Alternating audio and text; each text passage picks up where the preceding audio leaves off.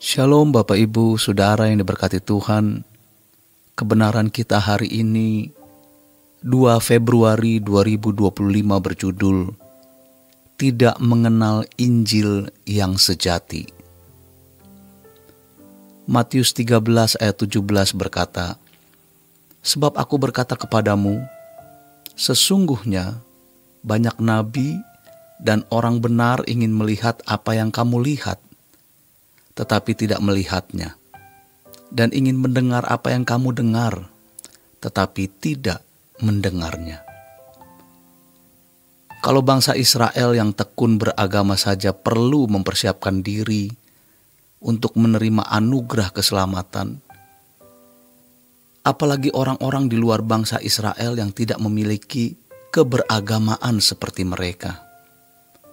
Namun, asumsi yang salah yang ada dalam pikiran banyak orang hari ini membuat banyak orang Kristen sebenarnya tidak pernah mengenal Injil yang sejati, tidak pernah mengalami dan memiliki keselamatan dalam Yesus Kristus. Mereka menganggap memiliki keselamatan itu mudah, asal mengakui Yesus adalah Tuhan dan Juru Selamat. Biasanya juga ditambah dengan pengertian yang salah mengenai keselamatan bukan karena perbuatan baik, sehingga perbuatan baik dipandang tidak memiliki peran berarti. Padahal justru kita bukan hanya memiliki perbuatan baik, namun perbuatan yang menghasilkan buah-buah dalam standar Allah. Sebab keselamatan adalah usaha Tuhan mengembalikan manusia ke rancangan semula. Jadi, mari kita serius memperhatikan hal ini, bahwa harus ada langkah dalam kehidupan pribadi yang memungkinkan kita untuk bisa mengerti kebenaran Injil, bisa mengalami dan memiliki anugerah keselamatan. Langkah itu diilustrasikan oleh Yohanes Pembaptis dengan pernyataan ini, "Luruskanlah jalan baginya." Setiap lembah akan ditimbun dan setiap gunung dan bukit akan menjadi rata. Yang berliku-liku akan diluruskan, yang berkelok-kelok akan diratakan, dan semua orang akan melihat keselamatan dari Tuhan. Kata orang di situ agak unik.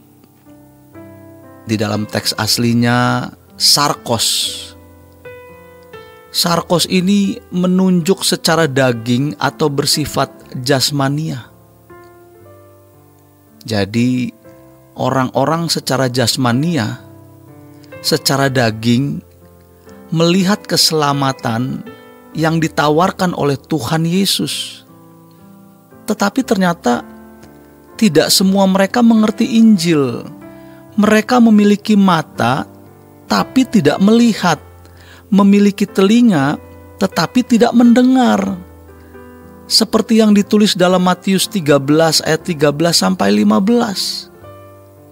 Itulah sebabnya aku berkata-kata dalam perumpamaan kepada mereka. Karena sekalipun melihat, mereka tidak melihat. Dan sekalipun mendengar, mereka tidak mendengar dan tidak mengerti. Maka pada mereka genaplah nubuatan Yesaya yang berbunyi, "Kamu akan mendengar dan mendengar, namun tidak mengerti. Kamu akan melihat dan melihat, namun tidak menanggap. Sebab hati bangsa ini telah menebal dan telinganya berat mendengar, dan matanya melekat tertutup, supaya jangan mereka melihat dengan matanya dan mendengar dengan telinganya dan mengerti dengan hatinya, lalu berbalik atau bertobat, sehingga aku menyembuhkan mereka." Kasus ini tidak hanya terjadi pada zaman itu, juga terjadi di sepanjang zaman dalam kehidupan manusia terkait dengan bagaimana orang menerima Injil. Banyak orang yang merasa tahu atau mengerti Injil, tapi sebenarnya tidak pernah tahu atau tidak pernah mengerti. Ini tragis. Sejatinya Injil bukan sesuatu yang mudah dimengerti. Kalau dikesankan bahwa Injil mudah dimengerti dan orang bisa dengan mudah menjadi Kristen, lalu bisa dengan mudah masuk surga pula, itu sesuatu yang salah, menyesatkan. Ketika Yesus berbicara bahwa sekalipun melihat mereka tidak melihat, dan sekalipun mendengar mereka tidak mendengar dan tidak mengerti, konteksnya Tuhan Yesus sedang mengumumkan perumpamaan tentang penabur, di mana banyak benih ditabur. Tapi tidak semua mereka bisa menerima taburan itu sehingga berbuah. Hanya yang menerima taburan sebagai tanah yang baik, yang berbuah 30, 60, 100 kali lipat. Jadi bukan karena benihnya, sebab kualitas benihnya bagus, namun karena medianya, yaitu manusianya. Sejatinya kalau orang tidak seperti Yesus, hidupnya tidak makin lemah lembut, rendah hati, pasti dia tidak mengerti Injil dengan benar. Pasti salah pemahaman Injilnya, biarpun dia doktor teologi. Faktanya memang pada zaman Yesus mengenakan tubuh daging itu, banyak orang Israel yang tidak mengerti apa yang diajarkan oleh Yesus. Padahal berita Injil inilah yang dinanti-nantikan oleh para nabi dan orang-orang benar. Jadi sangat disayangkan kalau orang-orang yang mendapatkan kesempatan dengar Injil tetapi tidak mengerti Injil itu. Persiapkan jalan bagi Tuhan, karena kebenaran Injil akan diberitakan dan dianugerahkan. Keselamatan akan dinyatakan, ditawarkan, disediakan. Namun kita harus mempersiapkan diri. Makanya Yohanes Pembaptis diutus karena pentingnya momentum itu. Bahkan itu pun sudah dinubuatkan dalam perjanjian lama.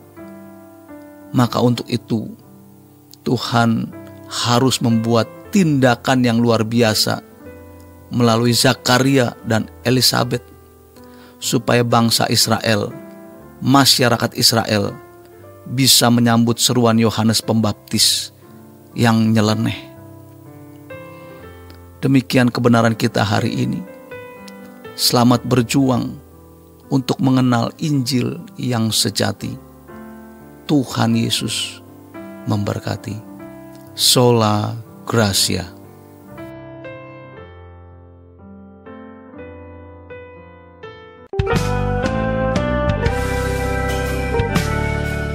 Renungan Truth versi audio dapat diunduh melalui truth.id/voice. Informasi lebih lanjut silakan menghubungi 021 4584 2381. Tuhan Yesus memberkati.